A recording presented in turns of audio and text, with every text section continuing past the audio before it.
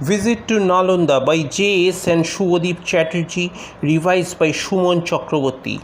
A small hill and in its bottom a small village, encircled by numerous small hills. This is the essence of the beauty of Rajgir. Since my childhood days, I visited the paths of Nalanda through the pages of history and geography. During Durga Puja this year, I set out for Rajgir along with some of my friends. We reached Devghar and stayed there for a day. The next morning we started our journey for Rajgir. We all were tired when we reached and could not start our local sightseeing until it was evening. We arranged for a car to reach the coveted tourist destinations. We visited the Jaino temple and returned in the afternoon. The next morning we set out for Nalanda. It was a thrilling journey and the experience memorable. We entered Nalanda, one of the world's oldest and renowned educational institutions. We understood that the university is surrounded by long walls and the works of historical excavation were still going on. The historians did not unearth its different sections at a time. They took a long time to expose its different parts. I could vividly imagine how the pupils used to study there. We came to know from our guide that about 1,000 students used to stay at Nalanda. When the university was active, there were laws and regulations which were needed to be very sincerely maintained. A famous Chinese traveler provided a vast amount of valuable information in his description of the university. We come to know that the old books and papers were all burnt out by the Muslim invaders, and unfortunately we could not have a look at them. This information disappointed me the most. I could realize that we had lost some of our invaluable materials on account of the foreign invasions, and these are irrecoverable. Afterwards we visited a place which contained a large collection of antique stone and earthen pots, pictures, ornaments and furniture and so on.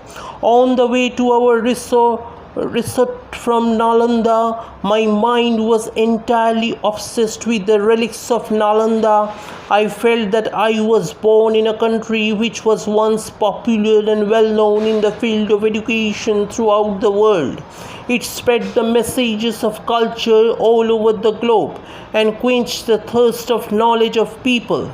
Nalanda just juxtaposes two different times. Here past can be seen in the light of the present. The great beauty of Nalanda enraptured all our senses, and on the next day when I was returning to Kolkata, I found myself in the enclosed compartment which was taking me back to the city where I was born, to my student life enclosed by the walls of the college classrooms, and to the space of the marksheet which would foretell my future.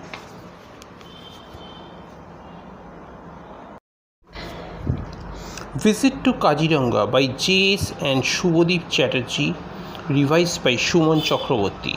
I always craved to visit an Indian national park of wildlife to observe plenty of animals. It was one of my latent dreams. This dream turned into reality last year during my summer holidays. My father gave us the proposal to set out for Kajiranga. Our neighbors also joined us. It took about 2 days to get prepared for this tour. I passed several sleepless nights just dreaming about the animals and expecting the enjoyment and excitement. It was a splendid sunny morning when we reached Kajiranga National Park. We resided in a gorgeous wooden bungalow adjacent to the forest, wherefrom we could feel the real essence of natural beauty. Long ago in this forest, Marco Polo first discovered the one-horned rhino and thought that it was a legendary unicorn with a population of over 1,000. Kajiranga National Park has the largest concentration of the one-horned rhino in the subcontinent. We had our lunch with some delicious dishes placed on a large mahogany table.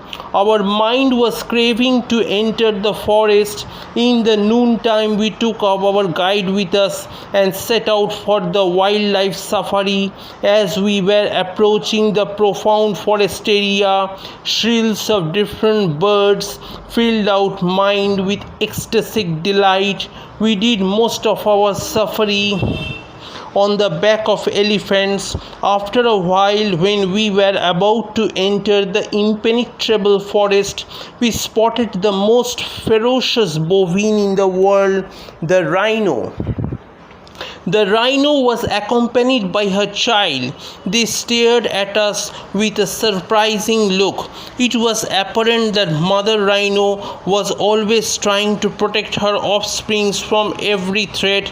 These one-horned rhinos took us to the fantasy world of Satyajit Ray's Ek Shringo Abhijan. We were also astonished to see the spirit of motherhood among the rhinos. The rhino is a peace-loving animal. It usually keeps itself busy grazing in the wild. As we were nearing the unfathomable forest, the sunlight was getting dimmed, and in this faint sunlight we came across an outlandish avifaunal bird gazing at us with bizarre looks. It was really an outstanding experience for us. We also observed plenty of tuskers in the midst of the forest. As it was almost evening, we were advised to return home. On our way back home, we found a large number of birds as our co-passengers, who too were returning to their nests, filling the whole surrounding with a sweet melodious tune. This tone has an unuttered resonance of ecstasy, which inspired us to find out the unspoken meaning of joy from it. After borrowing from nature an unforgettable reminiscence in our heart, we returned to our bungalow with an overwhelming delight. Dinner over, we engaged ourselves in merrymaking in the adjoining garden of our bungalow. We lit the fire and danced with the rocking music of Rang De Basanti. Our song reverberated through the bucolic surroundings of Kajiranga. We chatted through the whole night and made a lot of fun. In the next morning, we remained busy in packing our luggage, although our mind was craving to spend a few more days in Kajiranga. One night spent at Kajiranga is a breathtaking transition from the jungle of concrete to a real jungle in the natural surroundings. From the contaminated smoke and gases to a light, bright green, refreshing atmosphere, some invisible bonding with entire environment obstructed our way, but there was no other option. We had to continue life's essential journey. This small break from the daily monotonous field of working bestowed on us the essence of freedom, which rejuvenated our existence. Visit to Jaldapara and Jayanti. Traveling emancipates us from our everyday monotonous living. It gives us that essence of freedom which we always crave for. It also helps us to explore the unfamiliar sights of the world. It is not possible for us to acquire all information through electronic or print media. Our thirst for eye can only be satiated through traveling, and to escape from the daily semi-living. Last week I made a trip to the forest areas of West Bengal. Forest is my favorite place where I can feel the existence of nature that refreshes my mind. Two of my friends accompanied me. After a long drive from the station, we arrived at Jaldapara. It was a sunny morning. We resided in a well-decorated wooden bungalow. We had our breakfast with some juicy fruits and bread. From the eastern side of our bungalow, we heard the roaring of a tiger. Our mind was really craving to enter the forest. In the afternoon, we went on a safari. We rode on a big elephant. It was a splendid experience for all of us. We were told to sit firmly, as there was always a danger of falling from an elephant. We were really thrilled when we were approaching the midst of the forest. A sweet aroma from the various trees filled the surroundings. After a while, we saw a group of deer. They gazed at us with a bizarre look. As we were nearing the center of the forest, the sunlight was becoming faint. The shrill sound of different birds haunted our mind with excitement and horror. Our main intention was to see the tigers. At last, the long-awaited moment came. We saw it when it was drinking from a narrow channel of the river in the midst of the impenetrable forest. The bodily glow of the river tiger was undoubtedly amazing. From a safe distance, we feasted our eyes with the stunning creation of God. My heart and soul luxuriated, taking the primitive pleasure of the natural world. It was almost evening. We were advised to return home. However, our heart was longing to spend some more time in the lap of nature. It was too dark. We switched on our searchlights. On our way back home, we saw a blood-curdling fight between two rhinos. It took extremely perilous in the search of light. Before returning home, I accumulated an unforgettable memory which will remain tucked away in my heart forever. After an incredible experience in Jaldapara, we left the place and commenced for Jayanti the next morning. We reached Jayanti after an hour's journey from Jaldapara. It was a sun-drenched morning. The rusting setting of Jayanti took us back to the world of wuthering heights.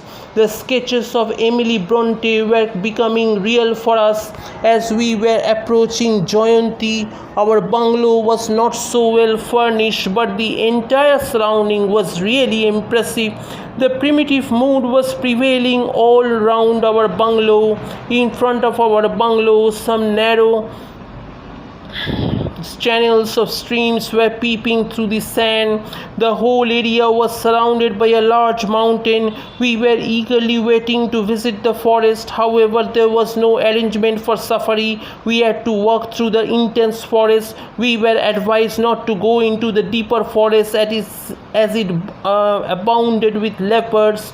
On our way, we came across some rare and attractive birds. We were overwhelmed by the sweet tone of singing.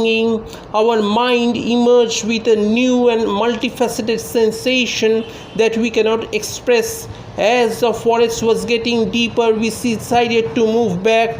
On our way back home, we came across an eye-catching peacock sitting on the branch of a tree. The inexplicable appeal of the forest filled out our minds with ecstatic joy. After returning to the bungalow, we arranged a bonfire party in the adjacent garden. We lit up the fire and danced with the rocking music of Bong Connection. Our music echoed through the hilly background of Jayanti. We started chatting with one another. We gossiped through the whole night. The charming atmosphere in front of the fire gave us ecstatic delight. Jayanti emerged as a new sensation of enjoyment for us. The next morning, we packed out luggage to return home.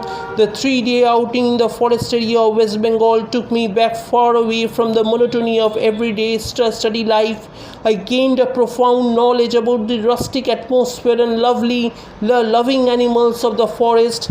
Some invisible bonding with the forest seemed to obstruct our way to the station, but we were compelled to return. This is the reality of life. I thought the returning home I had to pick up the burden of my college bag instead of my travel bag, and it would remind me of my visit to the forests of Jaldapara and Jayanti.